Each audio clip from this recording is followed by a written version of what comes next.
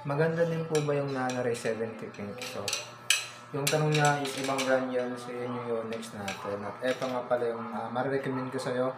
Hindi ito Yonex, di rin ito Nano Ray. Ito yung Allsperts natin na pang beginner. So, same price lang naman yun. So, di nagkakalaga sa presyo na to. At bukod pa doon guys is, syempre subukan na to, ano. Kaya ito yung marirecommend ko kasi napaganda ng mga racket na to. So, bakit nga ba? So, i-isa-isa natin to. Bali, ito pala yung Allsperts Flame at ito naman ang Allsperts Gemini. So, sound check na natin.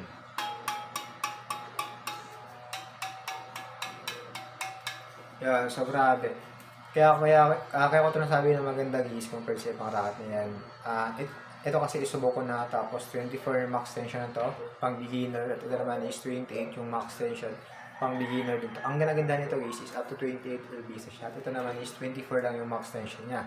At pares naman na magaganda. Ayan, flexible, maganda yung quality. At ito rin, flexible din, maganda yung quality at sobrang crispy. So doon naman din sa dalawa na mabilisan lang kasi ang dami kasi. So ito yung Allsperts RR natin, sound check ulit natin to. Yan, sobrang crispy. 25 max tension nito guys Ito naman ng SL. Yan, 28 yung max tension nito.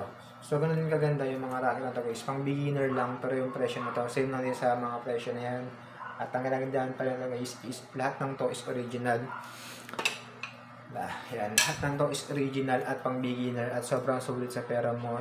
Sigurado akong hindi ka magsisisi dito kasi nga lahat ng to is original at bukod pa doon is pang diinan na rin. Pwede mo ito gamitin sa intrams or tournament.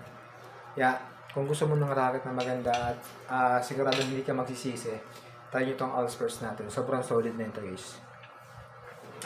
Andiyan lang din pala yung basket na ito guys Ilalagay ko na lang.